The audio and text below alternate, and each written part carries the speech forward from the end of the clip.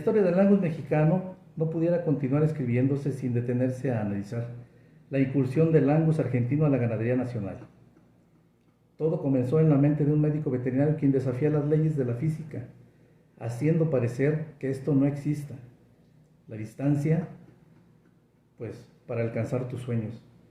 Esto lo tiene ahora en un lugar al que ha llegado a punta de trabajo y esfuerzo, preparación y estudio. Para él no hay casualidad. Tejiendo lazos con ranchos en Canadá, Estados Unidos, Argentina y el amplio conocimiento de la ganadería nacional le ha permitido definir su Angus, imprimiendo su sello, que está prácticamente en la estampa del toro. Médico veterinario de profesión y apasionado del Angus por convicción. Sin más rodeos, amigos, para puro campo libre, de las pistas de la Expo Ganadera León 2024 para el mundo, les presento al señor Isaac Gómez. ¿Cómo estás, Isaac? Bien, Omar, gracias por invitarme. Ya te la debía desde hace un año. Un año. No daban los tiempos.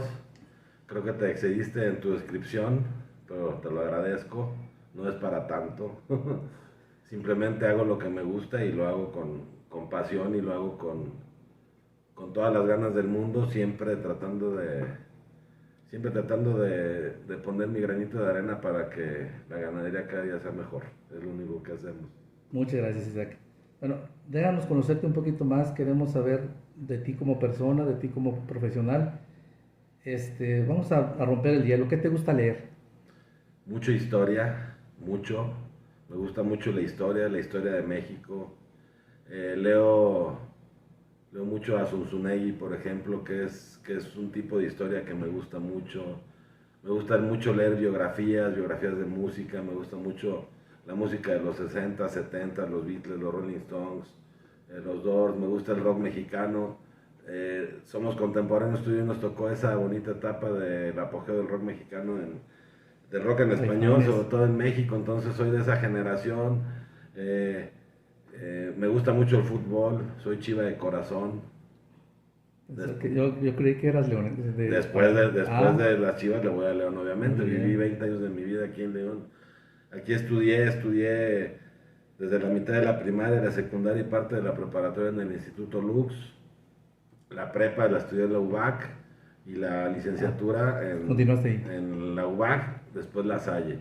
Somos egresados de la Salle, medicina y veterinaria, orgullosamente egresados de la Salle. Indivisa Mannen. Ahí conocí a mi esposa, que ahora es la madre de mis hijos, a Sol, que también es veterinaria. Esa es parte de mi vida. Yo nací en la Ciudad de México, soy ganadero de registro de primera generación. Yo no tengo abuelos ganaderos, ni papás ganaderos, ni tíos ganaderos. Mi papá compró un pequeño terreno en los Altos de Jalisco, en Valle de Guadalupe, de donde es originaria toda mi familia. Y lo compró más por una nostalgia, ¿no? Por una nostalgia a cuando él era niño, que iban de vacaciones de la Ciudad de México al pueblo. La nostalgia del rancho de su abuelo, que las vacas, todo eso. Mi papá por eso compró ese pedazo de tierra. Y compró las primeras vacas Angus gracias a un ganadero Angus de Guanajuato que fue muy amigo de mi papá, Carlos Villalobos, que él todavía está vigente y es un ganadero ya de abolengo aquí en Guanajuato. Hacienda Barbosa. Compró algunas vacas de él, compró un toro que provenía de Ernesto Dávila de Pozo Redondo, otro de los ganaderos, de los ganaderos pioneros del Angus, yo creo que en México, ¿no? Y así fue como empezó. Y mi papá compró el Angus por una única razón, porque mi papá era amante de la carne. Mi papá no conocía nada de vacas, Omar, nada. Mi papá era controlador corporativo de Flexi cuando llegó a vivir aquí a León. Entonces mi papá lo único que sabía es que la carne Angus era la mejor del mundo y que no tenían cuernos. Entonces cuando él compró sus primeras vacas, lo primero que buscó fue que fueran Angus por esas características. Coincidió que Carlos Villalobos era creador de esa raza en ese momento y todavía, y ahí compró sus primeras vacas. Pues digamos que fue una chiripa del destino. Una casualidad. Bueno, entonces ese es el inicio de la ganadería, pero la intención de la veterinaria es el amor por los animales que veías. Desde chico, yo creo que desde que iba en segundo, tercero de primaria, por alguna extraña razón siempre me gustaban los animales. En la casa de mis papás siempre había un animal, un perico, una tortuga, una lagartija, un perro, un gato. Siempre le tuve mucho cariño a los animales. Siempre me llamaban la atención los animales de zoológico. Siempre me llamaban la atención. Yo el primer contacto con un bovino que tuve yo creo que fue con un toro bravo. Ah, Con un toro de lidia. Porque mi familia es algo taurina, entonces alguna ocasión, algún domingo, mi papá o mi abuelo se ponía a ver los toros y ahí veía los toros en la televisión, ¿no? O sea, en la Ciudad de México para que conozcas un toro, y más en los 70 pues era imposible, ¿no? Era imposible, tenías que salir al campo, no salíamos al campo nosotros. Yo creo que ese fue mi primer contacto con un bovino en la televisión, tendría yo 5 o 6 años. Y desde entonces también me viene esa afición al toro bravo, pero bueno, eso ya es harina de otro costal. ¿y la elección de la carrera? La elección de la carrera, pues era la única Por sí. carrera que estaba relacionada con mi gusto por los animales. También me gustaba mucho dibujar, eh, trazar y todo eso, siempre me gustó todo eso. Y mi papá por ahí estuvo insistiendo a que estudiara arquitectura. Sí. Cuando yo estudié la prepa en la UAC, en el último semestre o el último año de la preparatoria siempre te dividen por áreas y yo me inscribí al área de arquitectura, ¿no? Porque yo iba a estudiar arquitectura según mi papá. Cuando salimos de la preparatoria, yo fui y presenté el examen de admisión a arquitectura y a veterinaria, y al último le dije a mi papá que iba a estudiar veterinaria. Ya te imaginarás, ¿no? Pero bueno, 25 años después aquí estoy. ¿Te ha servido de algo la carrera? Bastante, ¿no? Es elemental, o sea, estudiar te abre un panorama que es muy difícil que se te abra si no estudias. Eh, la vida es muy chistosa, pero mientras más oportunidades te des tú, más se te despeja y se te abre la mente.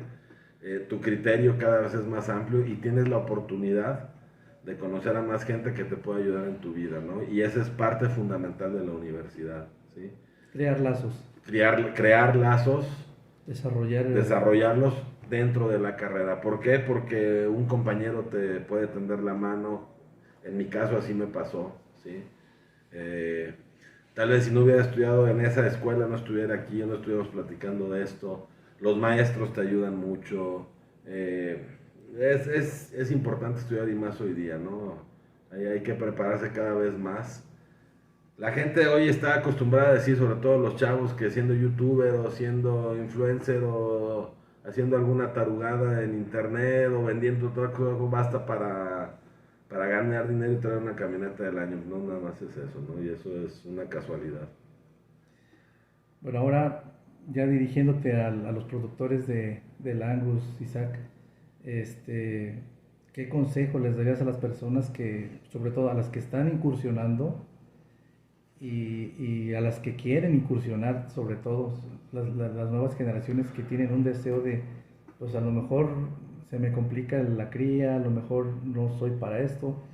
Es fácil el Angus, es fácil la cría, hay retos, hay complicaciones. Ok, por partes. ¿Es fácil criar? No, no es fácil criar. Es muy difícil, Es responsabilidad. hay mucha responsabilidad, no hay margen de error cuando crías tu ganado de registro. Son generaciones. Exactamente. Cuando eres criador de ganado comercial es muy importante que hagas las cosas bien, pero al final de cuentas el ternero se va al abasto No impacta. y no. Impacta la genética en el costo-beneficio del productor comercial y en el mejoramiento que va a ir teniendo paulatinamente. Pero el ternero lo va a acabar vendiendo a los 8 o 10 meses y la diferencia es que se lo pueden pagar entre 60 pesos o 50 pesos, ¿no? Entonces ahí esos 10 pesos dejas de ganarlos, pero cuando no se amortiza el error que pudiste haber cometido, ¿no? Cuando tú eres creador de registro, tú tienes que tener la responsabilidad de que el trabajo genético que estás haciendo tú en tu ganadería va a ir a impactar de tú a saber cuántas vacas, ¿sí? Te voy a poner un ejemplo muy elemental y muy burdo. Tú vendes un toro por programa en la Feria de León. Y toco el tema de León porque hoy estamos en la Expo de León, donde el gobierno del estado te da 27,000 pesos, ¿sí? Entonces, si tú eres un productor mediocre donde produces toros de registro, nada más por decirlos de registro, y los das en 40,000 pesos por 27,000 pesos que le vas a financiar al gobierno, pues el productor comercial te va a acabar pagando 13,000 pesos por un toro de registro. ¿cuál puede ser el resultado del impacto de ese animal? Muy poco. ¿Y en cuánto va a impactar ese animal? Pues mínimo en 30, 40 vacas. ¿Por cuántos años? ¿3, 4 años? ¿5 años tal vez? ¿Qué número de terneros va a producir ese toro en su vida útil? ¿Y cuántas hembras de ese toro se van a quedar como reposición? El impacto negativo de un animal de esa baja calidad genética se abre en un abanico de 1 por 50. Ahora, si tú eres un productor comercial y pagas 13,000 pesos por un toro porque te van a financiar 27,000, debes ser consciente que lo que estás adquiriendo no es una herramienta de mejoramiento genético. ¿Sí? Es un complemento. Es un complemento subsidiado por el gobierno estatal. Y eso pasa aquí en Jalisco, en Hermosillo, en Sonora, en todos lados, ¿no? Porque aquí el mejoramiento genético se ha, desgraciadamente, enfocado en las entregas de toros para programas del gobierno. Entonces, ¿tú qué haces? Producir becerros, animales en masa. ¿Para qué? Para llegar 3, 4 o 5 veces al año en las ferias locales y venderlos con esos programas de gobierno. Y es rentable, ¿no? Porque no inviertes, etcétera. Yo soy creador de Angus también y yo tengo mi rancho, se llama El Salto. Trabajo y asesoro al Salto desde que empezamos en ceros. ¿Y cuál fue mi inquietud por la genética argentina? Ya había compañeros ganaderos que habían traído algo de genética argentina hace 15 años, cuando el Foro Mundial Angus en Canadá presentó animales nacidos en Canadá de muchas partes del mundo, entre ellos animales argentinos. Ahí fue cuando llegó a México el semen del primer toro argentino, que se llamaba WAF Sorsal. Tenía las siglas o el prefijo WAF, que significaba WAF, World Angus Forum, ¿no? Empiezo a estudiar mucho la genética argentina, el sistema de producción argentino, te quitas el tabú de que toda la ganadería argentina es muy chica, que es de freno muy bajo, que es totalmente a pastoreo, y todo ese estigma te lo quitas cuando empiezas a conocer la ganadería argentina, ¿no? Ni todo es chiquito, ni todo es a pasto, ni todo es que se mantenga por obra de Dios y todo está bien, ¿no? Tampoco es así, ¿no? Lo que sí tiene Argentina, que ha logrado que la calidad de carne sea la mejor a nivel mundial, porque así está catalogada, es que el mismo mercado argentino es un mercado muy exigente con la calidad de la carne. ¿Por qué? Porque Argentina es el país per cápita que consume más carne a nivel mundial, ¿no? Punto número 1. Entonces, ellos ya tienen la calidad de la carne.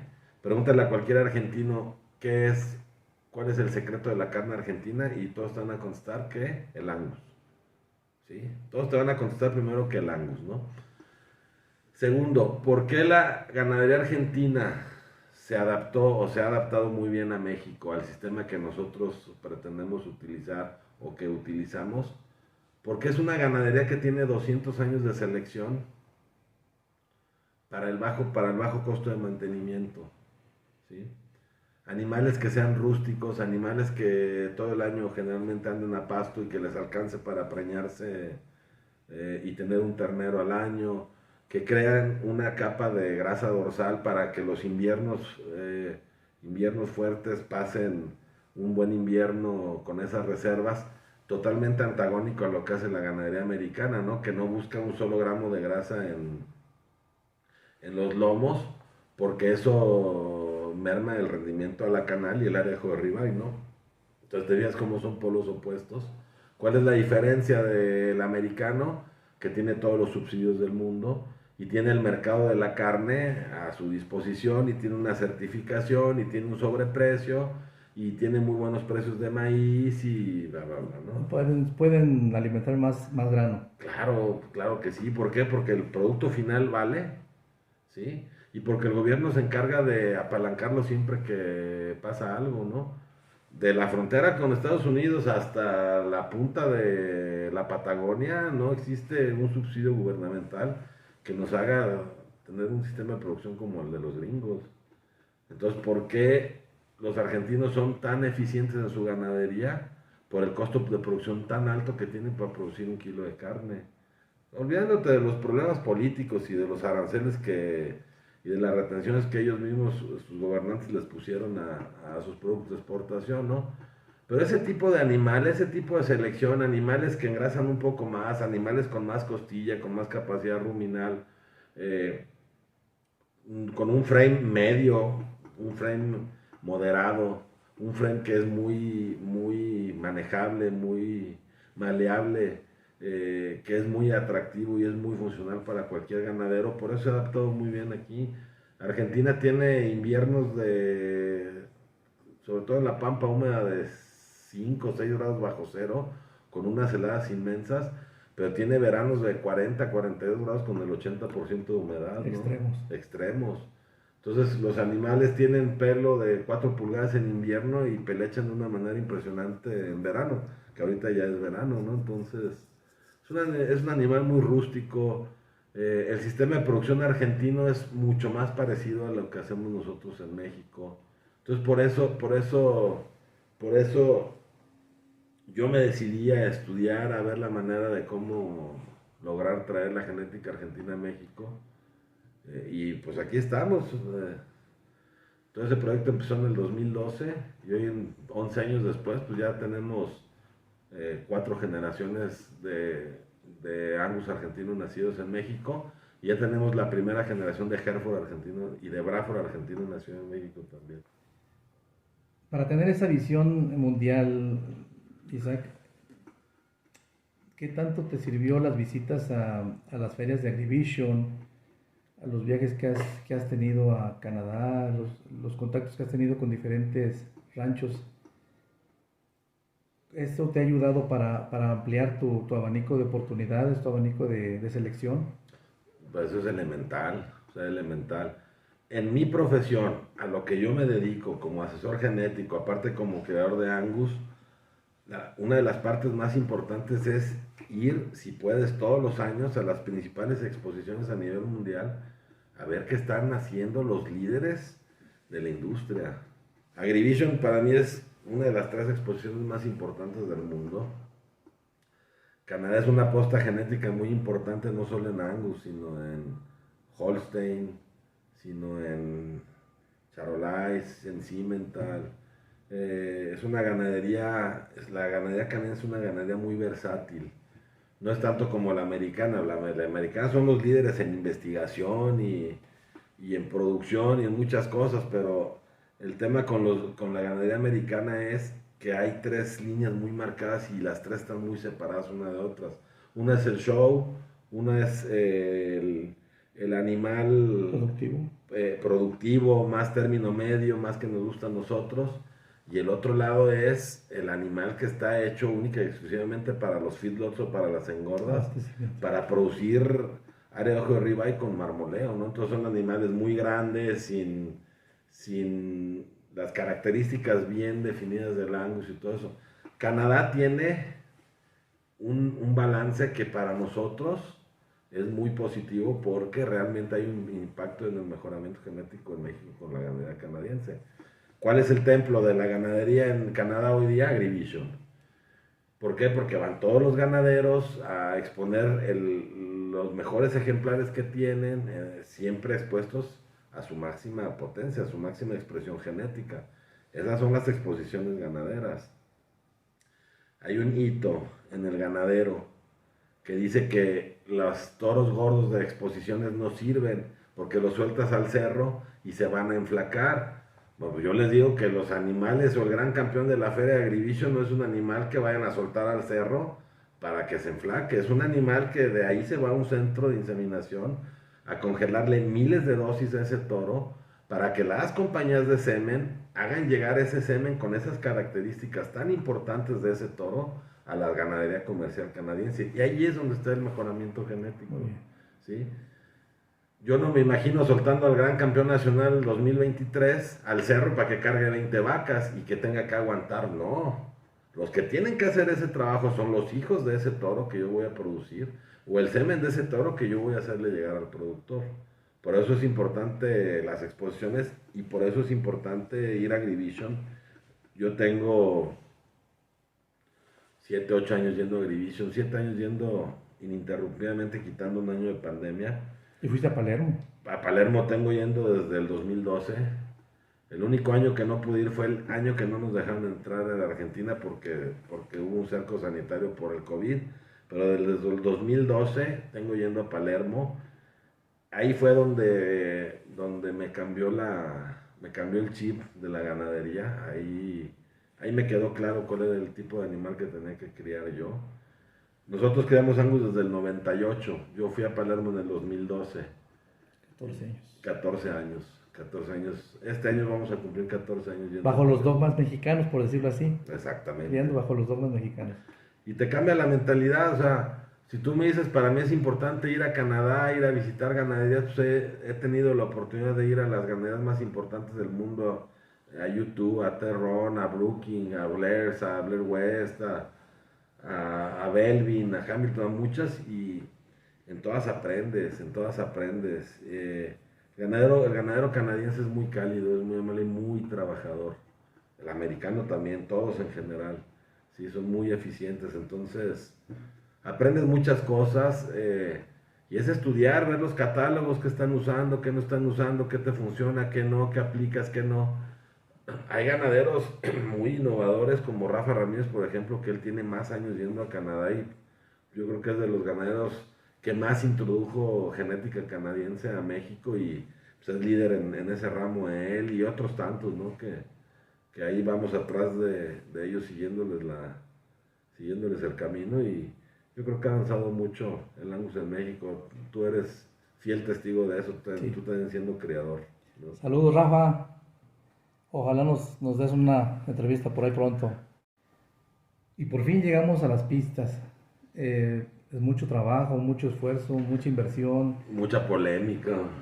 Mira, hablando de los decanos en esto y en las exposiciones, cuando yo estudiaba aquí en León, en los 90s, un par de años hice mi servicio social en la Expo de León. Como ahora hay muchos chavos ahí, sí, ahí haciéndolo, ¿no? Y nos traían de gatos, ¿no? Cargando costales y barriendo y limpiando y todo eso. Pero bueno, así aprendes y así te empiezas a involucrar. Y en ese tiempo había muy poco Angus en las pistas. Y en ese tiempo coincidió una nacional de Angus en León, creo que en el 2000. Yo estaba ahí haciendo mi servicio. El médico encargado de la clínica de la Expo era el médico Chava Ramírez, no sé si te acuerdas de él. Fue mi maestro, un gran maestro que me enseñó mucho y le mando un saludo si por ahí está viéndonos. Yo estaba ahí de mitotero y Ernesto Dávila, el médico Ernesto Dávila también, genetista y creador de Angus desde creo que mediados finales de los 60, ¿no? Ya habíamos platicado de él. Compró un toro rojo en una ganadería gringa que se llama Andras. No me acuerdo cómo se llamaba el toro de Ernesto. Era impresionante ver el toro porque él lo llevaba a exhibir a las exposiciones y en ese momento no había un toro mejor Angus en México. Él apostándole al mejoramiento genético y eran otros tiempos y era otro tipo de Angus y eran otras las necesidades, pero a lo que me refiero es, ¿por qué invertías miles de dólares en un toro, lo traías y lo ibas a exponer a una exposición? Pues porque realmente es el único escaparate que tenemos todos los ganaderos en el mundo para enseñar nuestro trabajo y es muy fácil en una exposición, vamos a hablar de Palermo, que para mí es la más importante del mundo. Es un punto de reunión donde van 100 expositores de primer nivel en Angus y se juntan y ver qué caminos están tomando cada uno, qué caminos en común tienen cada uno, ¿sí? Más otros 500 o 1000 o 10,000 ganaderos que van a Palermo para ver qué es lo que están haciendo los que saben. Son fechas que se apartan desde el 1 de enero. Es que es bien importante, aparte de que nos gusta y es muy padre el ambiente de las exposiciones porque encuentras a compañeros ganaderos, probablemente encuentras a gente que no veías en muchos años y es la adrenalina de la competencia y estar peinando, soplando y todo eso que a mucha gente no le gusta, pero a mucha le llama la atención. La finalidad de las exposiciones ganaderas desde hace más de 200 años es ese, que tú vayas a un punto en común y enseñes el trabajo que tú estás haciendo en el rancho. Es más fácil ir tú a un lugar en donde va a haber 500 gentes viendo tu trabajo, que tú lleves esas 500 gentes a cada uno de los ranchos a ver qué está haciendo cada uno. ¿Sí me explico más? Esa es la importancia de las exposiciones ganaderas. Generar economía. Y aparte de generar economía, es un escaparate. Por eso Denver, por eso Oklahoma, por eso Fort Worth, por eso Houston, por eso Louisville, por eso Agrivision, por eso Farm Fair, por eso Palermo, la Nacional de Otoño, la Nacional en México, el Salón Internacional de París, la que tú me digas en el mundo, siempre está llena de gente, siempre está llena de expectación y siempre ves lo mejor de la genética a nivel mundial. Y va a decir la gente lo mismo, es que es puro show y es que es puro pelo. Pues sí, a lo mejor sí, pero a lo mejor dentro de los 500 animales que hay encuentras algo de lo que tú estás buscando, tú necesitas. O sabes a qué ganadería ir para entonces sí evaluar lo que llevaron a Denver y ver si no, o a Agrivision, a ver si no fue un garbanzo de libra y realmente ver la consistencia de la ganadería donde vas a comprar un animal. Eso es lo interesante de las exposiciones y lo importante. Vas a una exposición con lo mejor que tienes. Al menos esa es mi filosofía. Vas a una exposición, por más chica que sea, llevas lo mejor que tienes en lo posible, lo mejor presentado que puedas llevar un animal. Porque es tu carta de presentación. Yo no voy a una agencia a buscar un coche y no veo coches sucios o llenos de tierra o golpeados o abollados o un coche viejo o algo, ¿no? Debes presentarte con lo mejor. Debes presentarte con lo mejor. Y de la mejor manera. Bueno, y sin ánimo de ofender, el hecho de que digan que, bueno, ya entiendo que debes de presentar el becerro de la mejor manera. Y de las personas que posiblemente digan que está sobrealimentado el animal, pues es exponer todo su potencial. Yo creo que es, o tú qué opinas, de que la persona que dice que está sobrealimentado un becerro.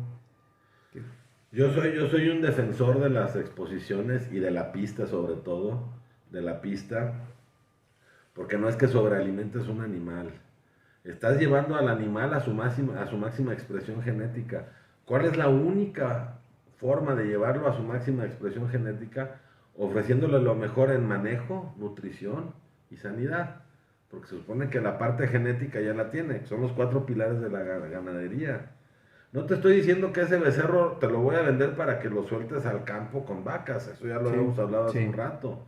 Ese animal lo estoy exhibiendo para que veas lo que es capaz de hacer el animal, potencializándolo. Y que la mitad de la genética de ese animal, si tú me compras semen o un hijo de ese animal, va a impactar tu ganadería. Entonces eso lo va a transmitir a tus animales y tú vas a tener una mayor utilidad porque ese becerro es muy eficiente en lo que está haciendo. Eso es lo que yo estoy tratando de demostrarte.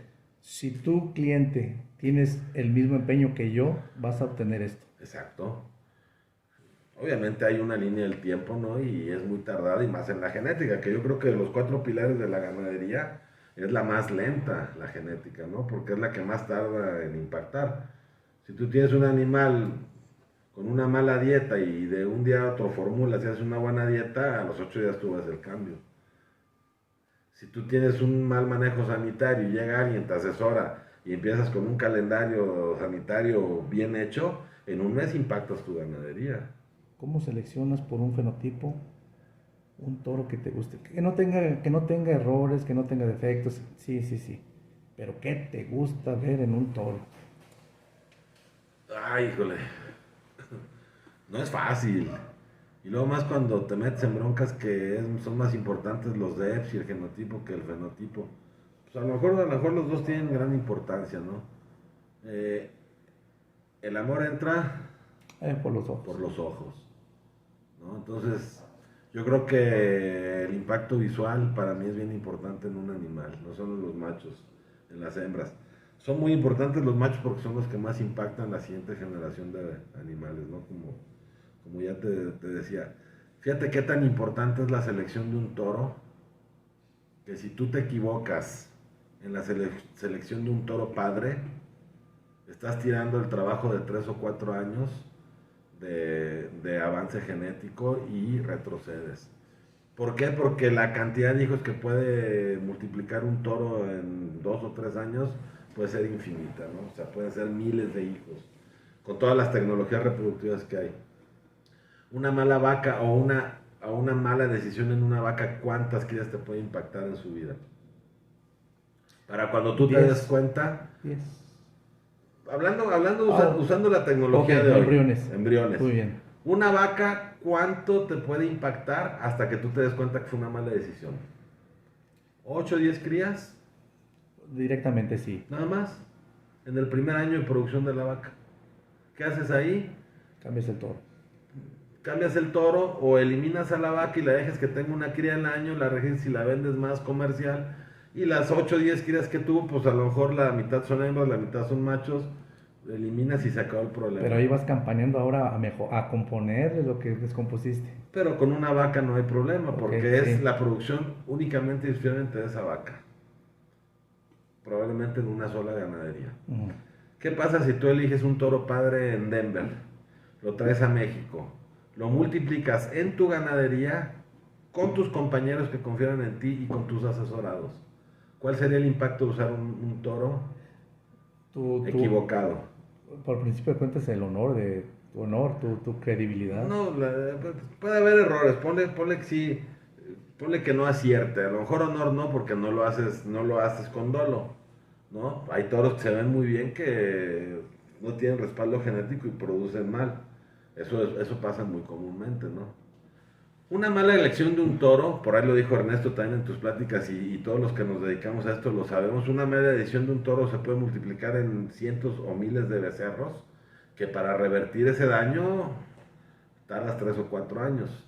No es lo mismo 8 o 10 vacas crías de una vaca mala que 1500 o 2000 de un toro malo, por la inseminación artificial. O sea, el alcance del daño de un toro malo es mucho más grave que el de una vaca, a eso me refiero, ¿sí? ¿Cómo elijo un toro? Primero que parezca toro, o sea, que tenga esas características de macho. Yo me fijo muchísimo La cara. en la cabeza, ¿sí? Un amigo escocés dice, no head, no bull, ¿sí? Sin cabeza no hay toro. Sí, si no hay cabeza no hay toro, ¿no? Tengo otro amigo canadiense que es mi hermano canadiense que él replica ese dicho escocés, ¿no? No head, no bull. Entonces, tuve a Argentina y los principales ganaderos. Sí. Es impresionante, Omar, de veras es impresionante. Mi esposa y mis hijas que han estado allá en remates en Argentina, es impresionante cómo todos los toros de los remates tienen unas cabezas Angus perfectas. Su logotipo, ¿Por qué? El logotipo de la asociación. Porque el ganadero comercial, no hablo del de registro, no, el ganadero comercial, si tú tienes un buen toro con buenos dictos, pero no tiene cabeza de toro, no se va a vender. ¿Sí? No head, no bull. Caribaco. Sí, esas cabezas de moscos, así como algunos toros de super depths en Estados Unidos, porque tienen la cabeza como de aquí a allá. ¿Sí? No head, no bull. ¿Sí? Primero, que parezca toro, que tenga expresión. Importante, obviamente, los testículos, ¿no? Sí, no, es su material de trabajo. Pues claro que sí, ¿no? La estructura, sobre todo en las patas, la fuerza de las patas arriba de los corvejones, cómo baja la musculatura, como el Angus. No ese tipo de Angus que nos han querido ver con musculatura como limusín, muy levantada, muy magra. Ese no es Angus. Muy redonda así. Debe bajar al corvejón. No, el Angus, la musculatura bien del Angus tiene que bajar bien al corvejón abajo, que esa musculatura cubra ahí y que acabe con unas muy buenas masas musculares antes del corvejón. Eso nos va a garantizar que el toro camine, que el toro monte bien, que el toro sea fuerte en su estructura allá abajo y no vaya a batallar para estar caminando, para buscar una hembra en celo, tomar agua y todo eso, ¿no? Un buen hueso. El Angus no debe tener el hueso del Charolais, pero tampoco tiene que tener hueso de limusín, y eso nos hemos olvidado mucho. El Angus mexicano, cuando yo empecé a criar Angus hace 20 años, era muy fino de hueso. A mí me gustan animales con un buen hueso, sobre todo los machos. ¿Por qué? Porque es la estructura.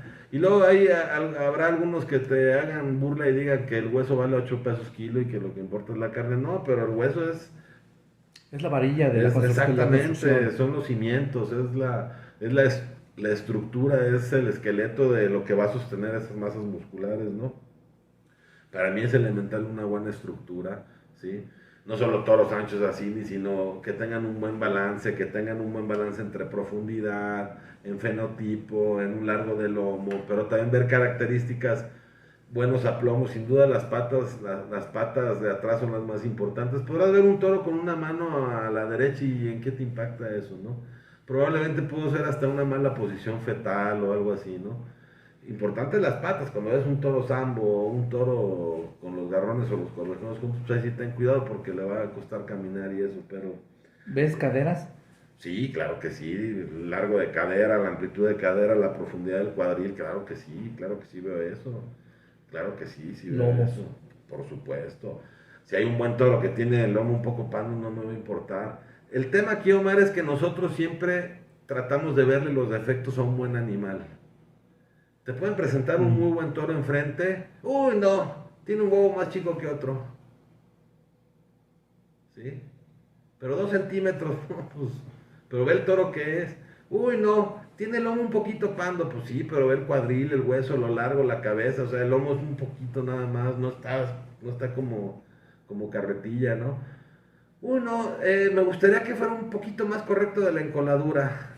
Sí, pero ve lo demás, ¿no? O sea, tratan de sacarle defectos a un buen animal, en vez de ver las aptitudes. Puta, este toro puede meter mucho volumen, mucha carne, ve qué esqueleto, ve cómo se planta de atrás, ve qué buena cabeza. Habría que cuidar, no usarlo en vacas que sean un poco fuertes de encoladura para no maximizar o potencializar ese detalle genético que tiene el toro. Así es como habríamos que seleccionar un toro, ¿no? Y San se acabó. Siempre por sus cualidades.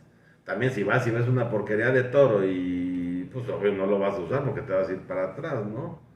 Hablo cuando vas a Canadá o Estados Unidos y eso, ¿no? Ahí es donde alguien que sabe mucho de esto y que es uno de mis maestros me dijo que nunca hay que comprar un toro por foto. Porque en los catálogos todos los toros son bonitos. Cuando los ves en vivo, Dios mío. Y cuando ves lo que traen atrás, Dios mío, ya me llevó el carajo. Es importante, después de que tú eliges el toro que te interesaría usar o esa línea genética, ver qué trae atrás, ver su consistencia genética. ¿Para qué, Omar? Para que tú te asegures que no estás comprando un garbanzo de libra o una chiripa. ¿Sabes a lo que me refiero? Sí. Eso es en cuestión de fenotipo. Pero ahora la cuestión de genotipo, ¿qué tanto impacto tiene en tu selección? ¿Qué porcentaje de...? Ya que veo un buen toro que me gustó y que tenga un buen respaldo genético, vamos a los números, a los DEPs. Siempre trato de que sean balanceados, nunca trato de irme a los extremos, jamás. ¿Es ahí donde comparas el garbanzo de libra? Claro. Ok. Sí, exactamente. Por ejemplo, hoy todo el mundo busca marmoleo, pero pues si tú... No lo pagan.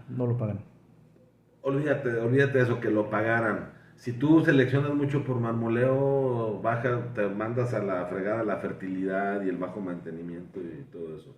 Igual si tú seleccionas mucho por leche, pues vas a hacer Reducir la animales más ganancia de grandes y peso. a reducir la ganancia de peso, hacer los animales menos mantenidos en el potrero y vas a bajar la fertilidad. Si tú buscas mucho peso al año, unos crecimientos al año impresionantes, vas a acabar con animales que no se van a mantener en el No, potrero. porque la vaca no la tienes preparada para mantener un animal de ese tamaño. Y porque tu descendencia de ese animal van a ser vacas de 750, 800 Sí. kilos que no se van a preñar ni con el Espíritu Santo. ¿Son importantes los DEPs? Claro que sí. Es una herramienta que tiene 50 años trabajándose de manera profesional como una selección que te da una idea por dónde tienes que irte. Tampoco vas a empezar a usar animales que tengan DEPs negativos para crecimiento, ni para marmoleo, ni para leche, ni para nada, porque si no vas a acabar con vacas que se mantienen de frame 2.5 que parecen perros y no te van a producir nada para el abasto, ¿no? Entonces, si tú te vas por la media, si tú te vas por la mitad, siempre vas a tener éxito. Porque si la tendencia se va a la izquierda, tú vas por el medio. Si la tendencia regresa a la mitad, tú ya vas por el camino, Mar. No vas a tardar 2 o 3 años en regresar. Y si tú te vas otra vez a la extrema derecha, va a pasar lo mismo. Imagínate el que está acá y la tendencia se va hasta acá y siguiendo modas, ¿cuánto va a tardar en cruzar así? ¿No? Entonces, siempre término medio. Tenemos hoy la genómica, que es una gran herramienta que te ayuda mucho a tomar decisiones en algunos números anticipadas. La uso, sí la uso, todos los toros que vendemos en las subastas del Saus o de San Martín en Chihuahua, o algunos clientes más que asesoro tienen perfil genómico. Entonces ahí ya es una predicción más acercada a la genética del toro, que no tienes que evaluar tanto con las crías como los DEPs. Los DEPs es el número de crías que empiezan porcentajes.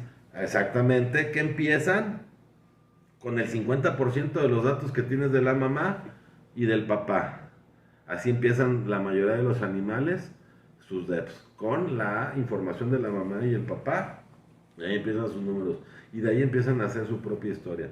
¿Son importantes? Sí. ¿Es una gran herramienta que hay que usar? Sí. Pero para mí es un complemento a. Yo no empiezo eligiendo mis toros por DEPS y genómica y luego por fenotipo, ¿no? Sino al revés. Habrá gente que lo haga al revés, es muy respetada su forma de trabajar y yo lo respeto y probablemente a ellos les funcione. Yo lo hago totalmente al revés. Pero sí es bien importante cuando vas seleccionando un toro, aparte de lo que platicamos ahorita, que siempre estudies la consistencia genética del animal que vas a comprar, de dónde viene, cuál es el padre, cuál es la madre, y ver realmente que ese toro vaya a producir lo que estás viendo en el animal. Su consistencia. Claro, que el toro produzca lo que es, no que compres un torazo y te dé para arriba, para abajo, para todos lados y nunca salga un animal como lo que tú compraste. Es ahí el éxito de una ganadería de registro. La confianza que tú le das al ganadero, que lo que él va a ver nacido en su campo es exactamente lo que él te compró. Espero lo hayan anotado, señores. Bueno, ¿y quiénes fueron los que te iniciaron en esta pasión del Angus? ¿Quiénes te encaminaron?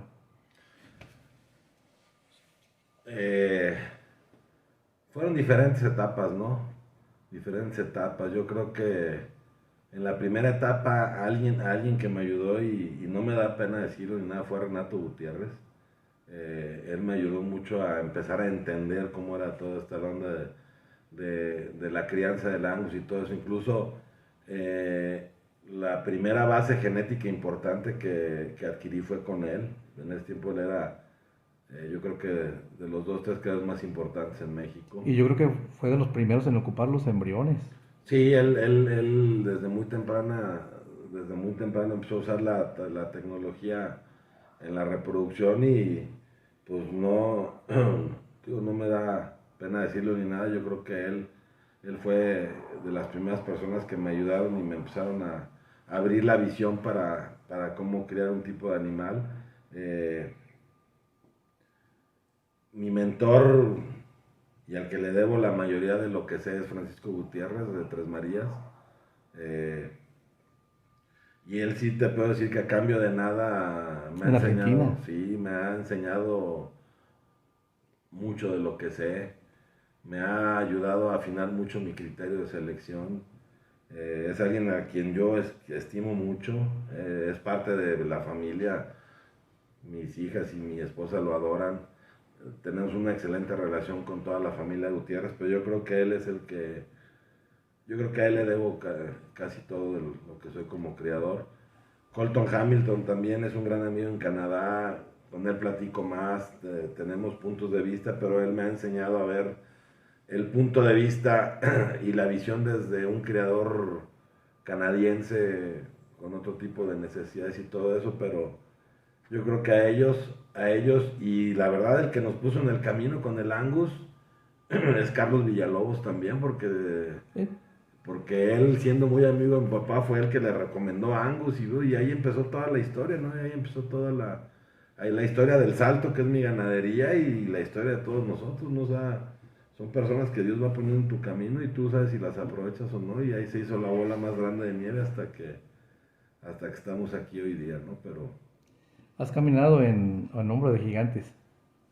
He caminado entre gigantes y me ha costado mucho trabajo, pero le doy gracias a Dios que me ha dado la paciencia de entenderlos y de aprender absolutamente todo lo que tengo que aprender de ellos. Y tú mencionabas a Pedro Hernández, pues es alguien muy importante en mi vida, en el proyecto de vida mío. Juntos hemos hecho crecer esto. El Saus no es Isaac Gómez, ni Isaac Gómez es el Saus. es Pedro Hernández, Isaac Gómez y todo el equipo de trabajo que está atrás, junto con Francisco Gutiérrez.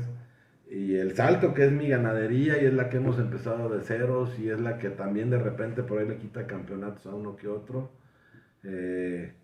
Y así es como empecé y hasta donde estamos ahorita.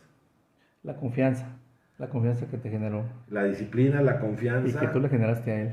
y el saber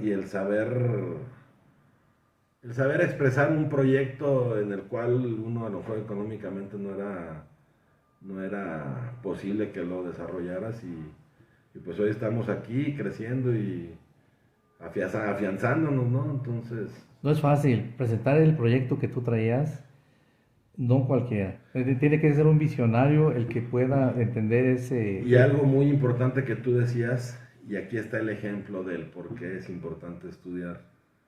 Si yo no hubiera estudiado veterinaria en La Salle, yo jamás hubiera conocido al contador Pedro Hernández, ni a el que es mi compadre y uno de mis mejores amigos, que es Juan José Romo, que fue el intermediario para que yo pudiera conocer a Pedro. ¿Sí? Entonces, si yo no hubiera estudiado, yo no hubiera conocido a esas personas y yo te garantizo que yo no estuviera hoy aquí sentado. Y tampoco me hubiera casado porque tampoco hubiera conocido a mi esposa, ¿no? Entonces, es importante estudiar. No sé si estudiar, pero ir a la escuela sí. Es importante. Muy bien. Te estuve investigando, Isaac, y pues vaya, lo que me encontré fue que tienes bastantes amigos, generas mucha amistad, generas mucha confianza. Eres una persona que se puede uno acercar a preguntarte, lo hemos notado todos en esta entrevista, y yo desde antes, en varias veces que te he preguntado algunas cosas en pistas, en expos, y es admirable, las amistades hablan por uno, las amistades, es un valor que yo creo que lo imprimes tú. Hablo de que nadie me quiso dar ninguna experiencia contigo, simple y sencillamente me dijo, ¿sabes qué? Es un tipazo, pregúntale esto, pregúntale esto otro. Es un muy buen hombre, es un emprendedor, es un apasionado del Angus. Y pues ya, fuera de la entrevista te digo a quién le pregunté. ¿Qué le dirías ya estando ahorita? Tal vez no sé dónde quede tu top del éxito, pero yo lo considero así que estás dentro de los primeros lugares en la producción y la cría, sobre todo la crianza y el cuidado del Angus, en un top 5, en un top 3. ¿Qué le dirías a Isaac de 20 años en la universidad y qué le dirías a un Isaac dentro de 70 años? O sea, ¿qué me diría a mí mismo hace Sí. 20 años? Si tuvieras una nave del tiempo, Pues yo creo que me hubiera mentado la madre. no te metas en esto, No, volvería... no le aflojes. Exactamente. Todo fue fortuito en mi vida profesional y en mi vida de estudiante, entonces yo no cambiaría absolutamente nada de esa etapa. ¿Hubo caídas, Isaac? Sí, muchas dudas. Sí, claro que sí. La primera fue la muerte de mi papá. ¿Te marcó? Mucho. La verdad no sabría si él no se hubiera muerto, si hubiera llegado aquí o no, si lo hubiera logrado junto con él o no, no sé qué hubiera pasado, pero me marcó mucho a mí y a mi familia, sí. Es una forma de conceptualizar una persona con un autodiálogo, un diálogo propio. ¿Qué hubiera hecho mi papá? ¿Qué me hubiera dicho mi papá? No, mi papá yo creo que estaría aquí sentado al lado de mí y lo estuvieras entrevistando también y estuviera encantado de la vida porque realmente le apasionaba el campo y le apasionaba el Angus, aunque él no fuera erudito en la materia, pero este proyecto empezó siendo de los dos, me tocó continuarlo a mí por decisión de Dios y del destino. Y no es que lo haga yo en su honor, porque lo hago porque me gusta y porque pues, de algo tengo que vivir y qué mejor de vivir que vivir de esto, ¿no? Pero a mí me cambió mucho la muerte de mi papá porque cuando él vivía éramos criadores de Angus, pero de una manera más comercial y yo tenía otro negocio, era mayorista de productos veterinarios y en la vida me vi incursionando en todo esto que estoy haciendo ahorita, ¿no? Entonces, pues, él se murió, fue el golpe en seco, yo tuve que buscar cómo hacer rentable esto y empezar a buscar hacer algo diferente a los demás y por ahí me fue poniendo la vida, entonces... ¿Cómo se llamaba? Jesús Gómez, se llamaba mi papá. Donde esté, saludos, señor. Y a el Isaac de 70 años, ¿qué le pudieras decir? Uy, el Isaac de 70 años, ojalá llegue, man. El Isaac de 70 años, ¿Valió la pena? sí, cada minuto, cada segundo de todo, de mi vida. ¿Qué sacrificaste? ¿De qué has sacrificado? Yo creo que sacrifiqué tiempo con la familia, pero siempre trato de involucrarlos. A veces me mandan a volar, pero la mayoría de las veces están conmigo, siempre ayudándome, siempre apoyándome. Mi hija más grande, Sofía, me ayuda mucho en las pistas, está estudiando veterinaria. Sol, desde que empezamos con esto, siempre me acompaña a todos lados. Vamos a Estados Unidos y Canadá y me ayuda con las traducciones, todo eso. Soy muy malo para el inglés. Sobrevivo, pero siempre me ha ayudado mucho. Jimena también, aunque ella no es tan apasionada de las vacas porque le ha ido mal manejando ganado, pero siempre está ahí. Yo creo que un poquito el tiempo con la familia, pero como se han involucrado eso, ¿qué más hemos sacrificado? Fines de semana, vacaciones, eso sin duda, ¿eh? Mi esposa acaba de cumplir años antier y estamos aquí en un polvaderón en la pista, parece nido de ratones ahora y estamos ahí trabajando, ¿no? Todo eso es lo que hemos sacrificado, pero siempre en familia. ¿Consideras que sea el quinto elemento dentro de la cría? ¿La familia? Sí. No, yo creo que es la base. Es la base de las Sí, de los otros claro 4 que sí. elementos. No sé si tú te has dado cuenta, pero algo que se jacta mucho la Asociación Angus es que es Sí. una asociación muy familiar, es un ambiente muy familiar que no ves en otras asociaciones y yo creo que es pilar del éxito de la mayoría de los creadores. Bueno, juego de palabras, ¿juegas? ¿Sí? ¿Qué significa para ti familia? Ya dijiste la base.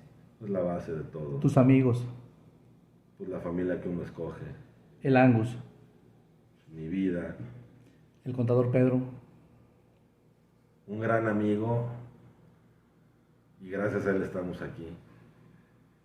Argentina, Mi segunda patria, México, mi primera patria, Valle, tu tercera patria, mi primera patria y media, La Salle. mi alma mater. Algo que nos quisieras compartir que se me haya pasado preguntarte, Isaac. Coman carne, es saludable, no les va a dar un infarto. Apoyen a los criadores, apoyen a la crianza de una ganadería responsable. Estudien, lean, no escuchen reggaetón, ni corridos tumbados. Si me permites, fíjate que en la película de Troya, cuando mandan por Aquiles para que luche contra el mejor hombre de Troya, el chavo le dice, yo he visto a ese hombre y es el hombre más grande y fuerte que haya visto. Si yo fuera tú no me enfrentaría contra él. Y Aquiles le contestó, por eso nadie va a recordar tu nombre. Isaac, lo tenemos muy grabado en la mente. Muchísimas gracias y pues ojalá sea la primera de muchas. Éxito en la pista y felicidades por estar en la Expo León 2024. Gracias a ti, Omar, por el espacio y por tu tiempo y recibirnos aquí en tu casa. Muchas gracias, que esté muy bien.